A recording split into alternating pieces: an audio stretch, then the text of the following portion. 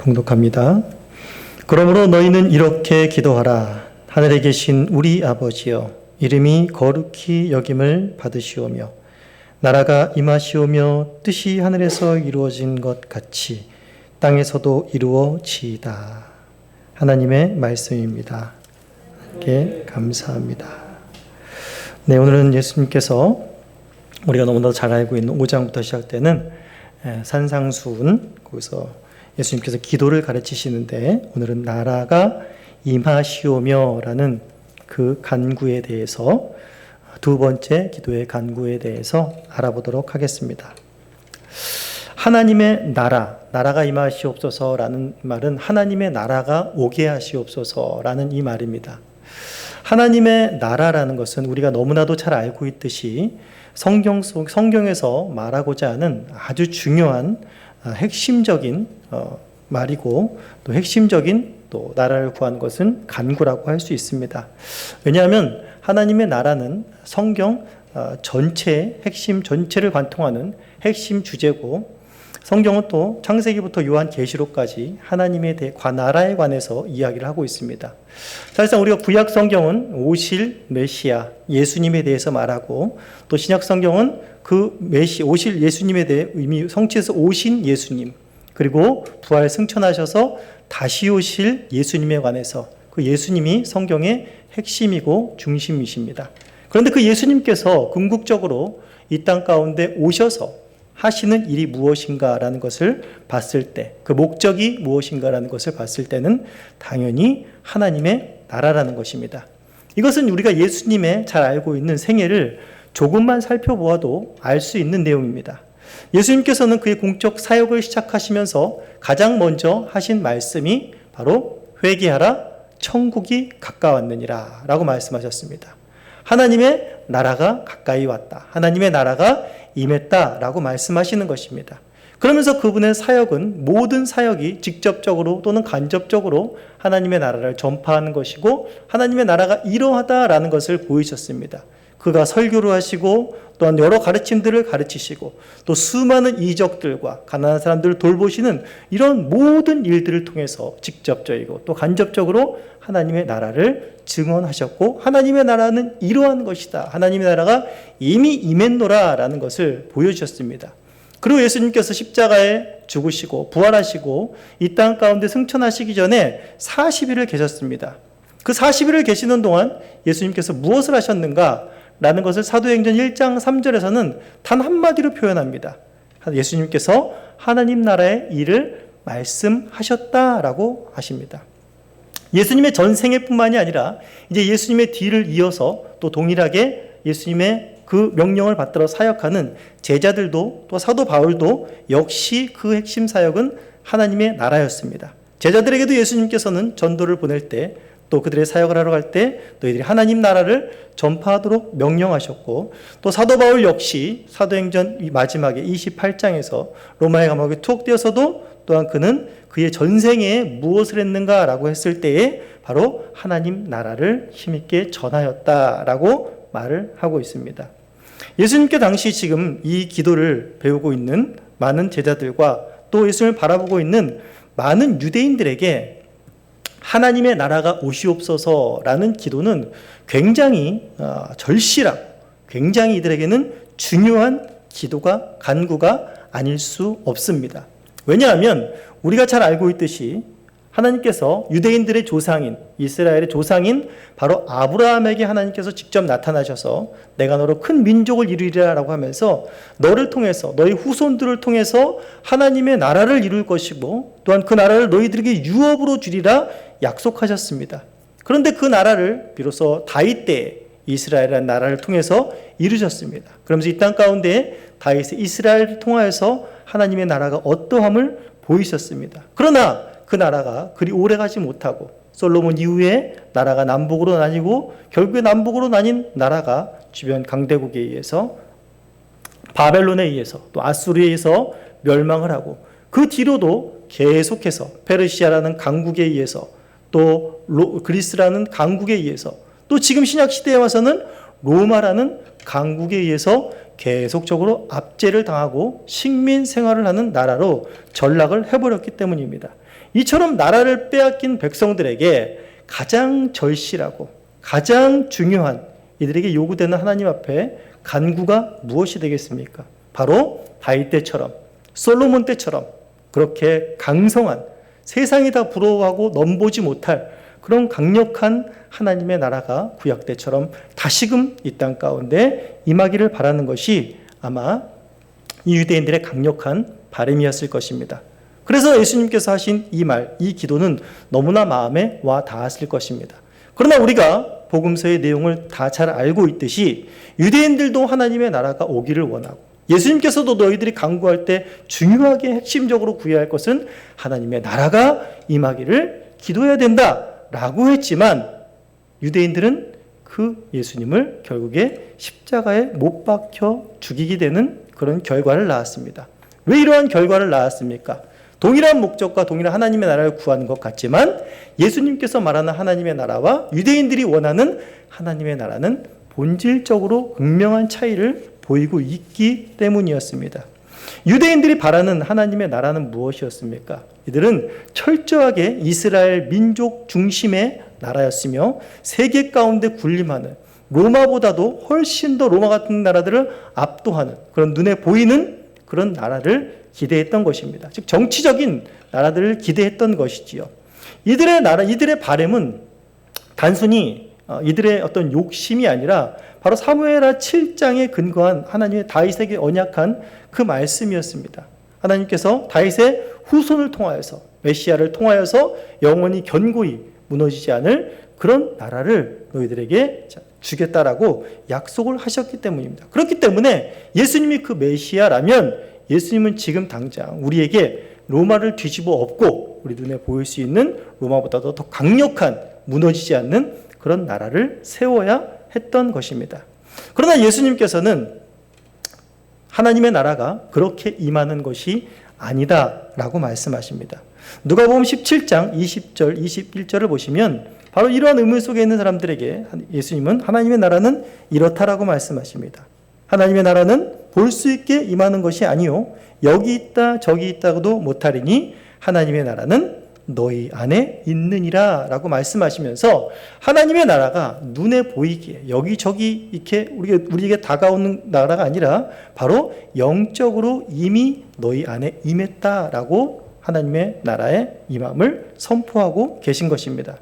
그렇다면 예수님께서 말씀하시는 하나님의 나라가 바로 영적으로 임한 하나님의 나라가 어떤 것일까라는 것을 좀 간략하게 살펴봐야 되겠습니다. 그것을 다 알려면 이제 최소한 저희들이 복음서 중에 하나, 마태복음이라도 다 살펴봐야겠지만 그럴 시간이 없는 것은 모두가 다 알고 계실 것입니다. 우리가 먼저 좀 이해할 것은 무엇인가 하면 유대인들의 구약시대 때 바로 이스라엘 백성들이 그 영광스러운 하나님께서 이루신, 다윗을 통하여서 이루신 솔로몬 때 그 찬란한 하나님의 나라가 왜 망했는지를 우리가 먼저 알아야 합니다. 그 나라가 망한 이유는 무엇입니까?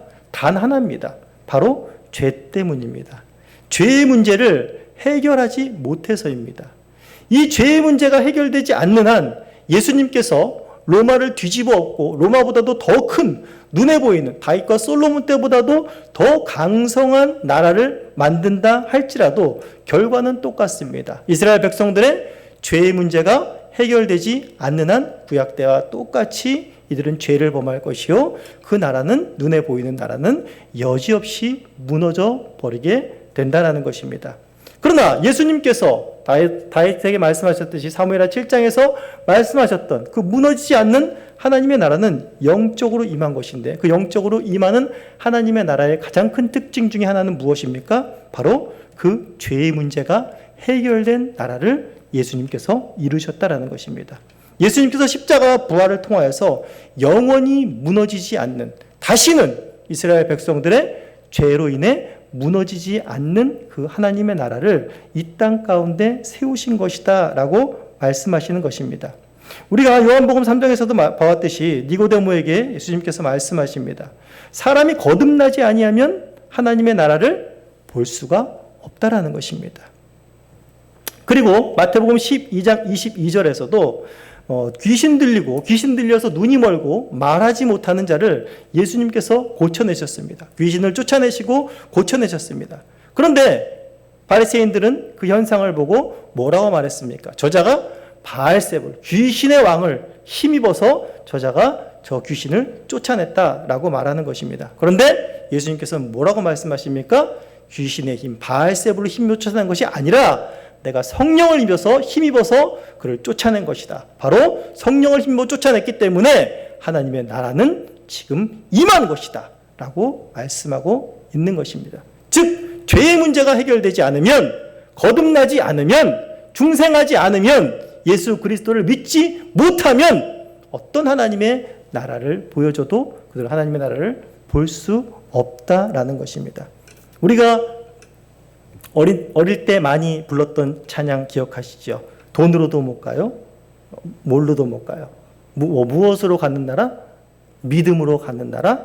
하나님의 나라라는 것입니다. 오직 이 땅에 예수께서 이 땅에 이루신 그 하나님의 나라는 무엇으로만 볼 수 있고 무엇으로만 누릴 수가 있다라는 것입니까? 바로 믿음으로 볼 수 있는, 믿음으로 누릴 수 있는 하나님의 나라를, 하나님의 영광을 이 땅 가운데 이미 드러내셨다라고 말씀하시는 것입니다.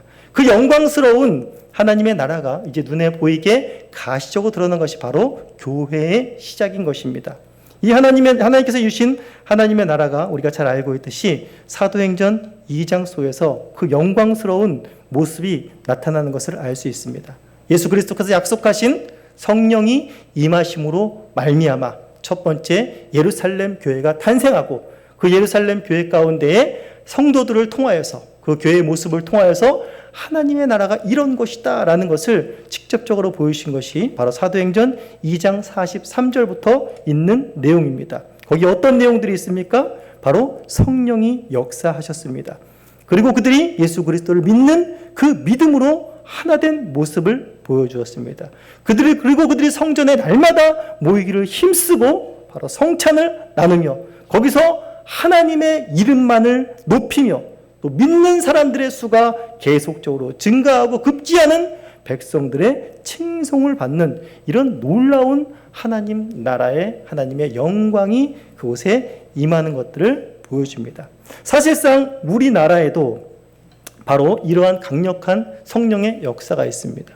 우리나라에 이런 강력한 성령의 역사가 있을 수 있는 것은 바로 예수님께서 말씀하신 그 말씀의 성취인 것입니다.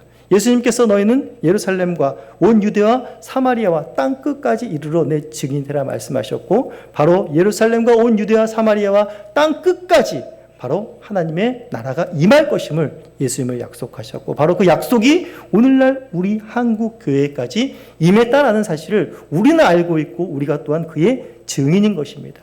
우리나라에도 100년 전에 바로 어떠한 역사들이 있었습니까? 바로 놀라운 성령의 역사가 있었고 교회 곳곳마다 회개의 역사들이 있었습니다. 그리고 성도들 모두가 한 마음과 한 뜻으로 한 믿음으로 연합되었습니다. 그러면서 서로의 유무상통하는 사도행전 같은 역사들이 일어났고 놀라운 헌신들로 말미암아 교회들이 지어지고 이러면서 정말 한국교회는 100년이라는 짧은 시간에 세계가 놀랄 만큼의 놀라운 역사들을 일으켰습니다.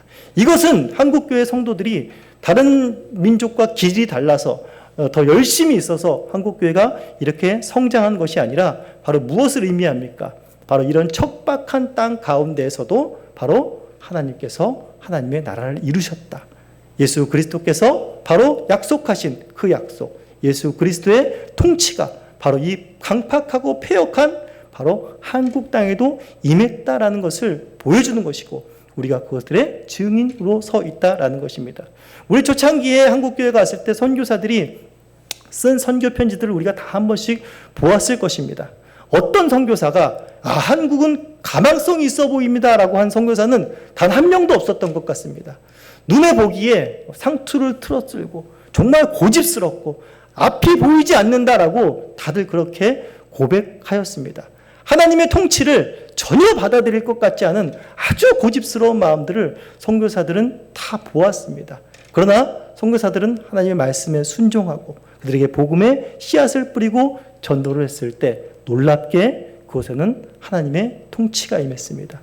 그리스도께서 몸된 교회를 이곳에도 세우시고 그리스도께서 머리 되어주셔서 다시는 떠나지 않는 변함없는 하나님의 나라가 바로 이 패역했던, 이 척박했던 한국 땅 가운데도 임했고 바로 오늘날 우리가 그 은혜와 은총을 누리고 바로 그 열매들로서 이 자리에 있게 되었다라는 것입니다.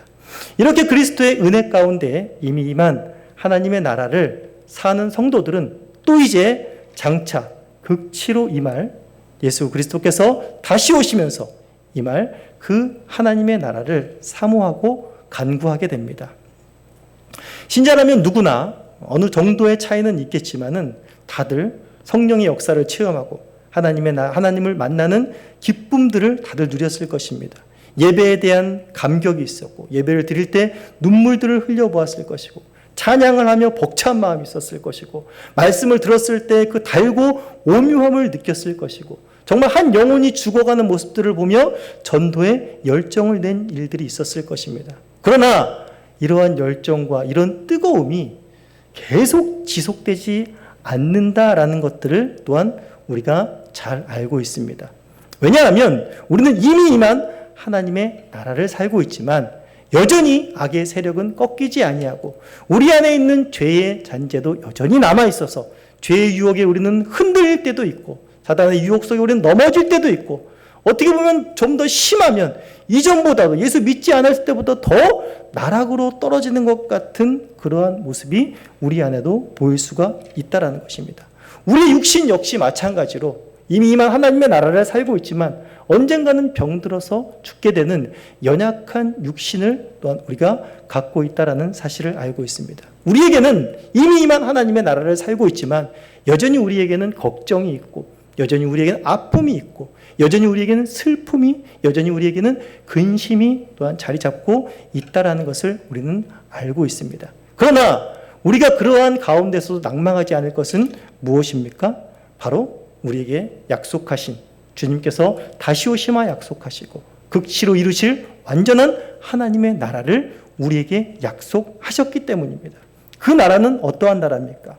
다시는 눈물이 없고 사망이 없고 곡하는 것이나 애통하는 것이 없고 우리의 이 연약한 육신도 다시 영원히 사는 부활의 몸으로 영광스러운 몸으로 변화될 것이기 때문에 이 땅을 살아가는 신자라면 누구나 극치로 임할 그 하나님의 나라를 사모하며 간구하지 않을 사람이 없을 것입니다. 즉 이미 임한 그 하나님의 나라와 예수 그리스도께서 또 다시 재림하실 때에 임할 하나님의 나라를 바라보는 성도들은 바로 이 가운데에서 이러한 치열한 영적 전쟁과 싸움을 하고 있다라는 것입니다. 전쟁 중인 군사에게 가장 큰 소원과 가장 큰 간구는 무엇입니까? 이 전쟁이 속히 종결되는 것입니다. 그냥 종결이 아니죠. 승리로 종결되는 것입니다. 그리스도께서 완전히 이미 승리하셨지만 더 극치로 승리하시는 것입니다. 지금 전쟁을 세계적으로 우크라이나와 러시아가 하고 있지만 사실상 우리에게는 전쟁이 아직까지 지속되고 있다는 사실을 우리는 놓쳐서는 안 됩니다. 우리에게도 그보다 더 치열한 죄와의 싸움과 유혹과 하나님의 자녀로 자라나기 위한 그러한 싸움들이 우리 안에도 계속 되어진다는 사실을 우리는 잊지 않아야겠습니다. 그렇다면 어떻게 그 극치로 이룰 하나님의 나라가 임하겠습니까? 저희 CCC에서는 항상 구호가 있습니다. 뭐가 있냐면 그리스도의 푸르고 푸른 계절이 이 땅 가운데 오게 하자라는 것입니다. 그걸 오게 하자를 한 10번 합니다. 100번 할 때도 있고요. 아무튼 기분에 따라서 합니다. 즉 뭡니까? 우리가 전도 열심히 해서 하나님의 나라를 오게 하자라고 하는 거. 하나님 보시기에 기뻐하실 것 같습니다. 그러나 우리가 착각하지 말아야 될 것은 극치로 임하실 그 하나님의 나라가 다시 오는 것은 우리의 열심으로 되어지는 것이 아니라는 것입니다. 우리가 착각을 해서 우리가 정말 전도에 열심을 내고 정말 사도행전 같은 역사들이 교회에서 많이 일어나고, 그러면 막 교회 주위에서 또 사도행전의 역사처럼 막 칭송을 받고, 야, 안 믿는 사람들이 다 예수를 믿어서 막 우리나라 뭐 기독교 믿는 인구들이 막 퍼센테이지들이 막 증가하면서 우리나라 기독교 국가가 되고 아프리카가 기독교 국가가 되고 다 기독교 국가가 다 되어가지고 결국에는 이제 모든 곳이 기독교 국가가 되어서 예수 그리스도께서 잘하였다 충성된 종들아 하면서 재림하시면서 하나님의 나라가 임한다라는 것은 큰 착각이라는 것입니다. 마가복음 13장 22절에 보시면 마지막 때에 예수 그리스도의 재림이 가까울수록 어떤 일이 벌어지는가? 거짓 그리스도와 거짓 선지자들이 일어나서 이적과 기사를 행하고 할 수만 있으면 택하신 자들도 미혹하리라 라고 말합니다. 그때 그 상황은 이런 환난과 핍박으로 신자들이 자신의 힘으로 이겨낼 수 없는 그러한 환난과 핍박임을 또 말해주고 있습니다. 하나님께서 창조하신 시초부터 지금까지 이러한 환난은 없겠고 후에도 없으리라 라고 말합니다. 만일 주께서 그 날들을 감하지 아니하셨더라면 모든 육체가 구원을 얻지 못할 것이거늘 자기가 택하신 자들을 위하여 그 날들을 감하셨느니라 라고 말씀하고 있는 것입니다. 그 나라는 오직 예수 그리스도께서만이 오셔야지 바로 이루어지는 나라라는 것입니다. 우리의 열심과 우리의 정성으로 임하는 나라가 아니라 약속하신 예수 그리스도께서 그 약속을 지키시는 그 때에 우리에게 임하는 것이라 라고 말하는 것입니다.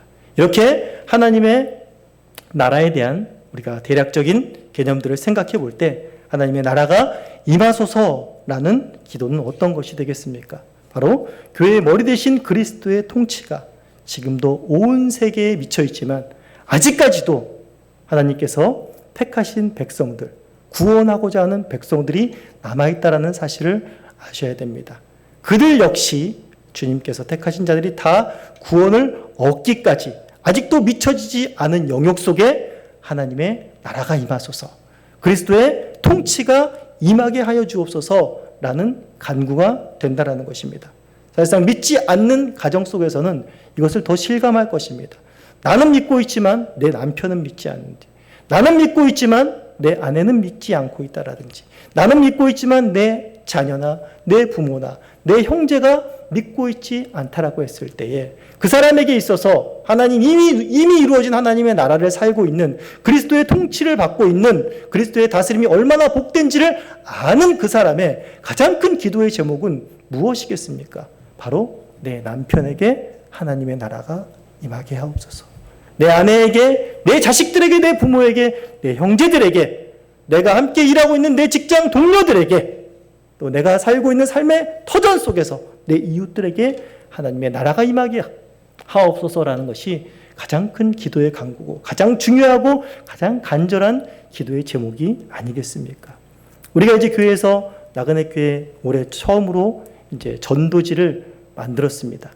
정말 우리가 나아가서 이제 전도도 하고 할 텐데 하는 것이 별것 아닐 수 있습니다. 우리가 화려한 말로 하지 않고 담임 목사님 말씀하셨지 않습니까? 그냥 한번 읽어보시라. 그냥 사탕 같은 거 하나 주시면서 읽어보시라 라는 것 속에 그것이 아무것도 아닌 것 같지만 그 글귀를 하나 읽어보면서 하나님 앞으로 돌아올 자가 있다는 것입니다. 그리스도의 통치 아래 순복할 자가 있다는 것입니다. 사단의 지배에서 벗어나서 그리스도의 통치로 말미암아서 그 통치가 얼마나 감격스러운 것인지 나처럼 깨달을 자가 있게 된다라는 것입니다. 그렇기 때문에 우리가 그런 작은 전도 활동이라는 것도 다 하나님의 나라를 간구하는 하나님의 백성으로서 얼마나 영예스러운 일인지를 우리가 깨달아야 될 것입니다. 그리고 또한 그런 신자들에게 또 극치로 임할 그 하나님의 나라를 구하는 것은 너무나도 영광스럽고 너무나도 벅찬 간구가 되는 것입니다. 극치로 임할 하나님의 나라를 임하소서라고 하는 말은 다른 말로 바꾸면 주 예수여 어서 오시옵소서라는 말입니다. 이 말은 아까도 말했지만은 이 치열한 영적 전쟁이 빨리 종결되게 하옵소서. 예수 그리스도의 승전가가 빨리 퍼지게 하옵소서. 예수 그리스도의 이름이 온 천하 만민 가운데 높여지게 하옵소서라는 기도인 것입니다. 동시에 이 기도는 저는 이렇게 말을 합니다. 신자들의 가장 큰 욕심이 들어간 기도다라는 것입니다. 왜냐하면 아브라함에게 약속하셨듯이 그 하나님의 나라는 하나님이 얼마나 위대한 나라를 만드는가 봐라 라면서 하나님을 드러내기보다는 바로 그 영광스러움을 우리에게 주시기 위함입니다. 아브라함과 그의 후손들에게, 아브라함의 영적 후손인 우리들에게, 믿는 그리스도를 믿는 자들에게 바로 그 하나님의 나라는 은혜로, 유업으로 주어진다라는 것입니다. 얼마나 놀라운 것입니까? 우리가 그것을 받을 자격이 있습니까? 전도 100명 이상한 사람이 받는 것이 아닙니다. 교회 목회 30년 이상한 사람이 받는 것이 아닙니다. 성경 10독 이상한 사람이 받는 것이 아니라 그리스도를 믿는 사람들에게 하나님께서 주시는 것이 바로 하나님의 나라라는 것입니다. 그 나라에서는 다시 쫓겨날 일이 없습니다. 2년마다 전세 계약할 일이 없고 날마다 월세를 내야 될 일도 없고 주인이 언제 나가라 할 걱정도 없는 곳입니다. 우리가 영원히 살 곳, 하나님께서 은혜로 값없이 주 예수 그리스도께서 오실 때에 우리에게 유업으로 줄 영광스러운 유업이라는 사실을 우리가 잊지 말아야 될 것입니다. 이 땅을 살아가면서 많은 것을 하나님께 구하고 많은 것을 하나님께 우리가 원하지만 우리가 가장 원하는 것은 예수 그리스도께서 우리에게 오심으로 우리에게 임할 그 하나님의 나라라는 사실을 잊지 마셔야겠습니다. 우리에게 약속하신 하나님의 그 약속이 너무나 큰데 그 약속을 반드시 지키시는 하나님의 신실하심을 믿으시고 이미 이루어진 하나님의 나라를 살아가는 우리 신자들이 어떻게 살아가야 될지, 그리고 우리 신자들이 바라봐야 될 극치의 하나님의 나라를 표대를 놓치지 않고 이 땅을 힘있게 살아가시는 저와 여러분들이 되시기를 간절히 소원합니다.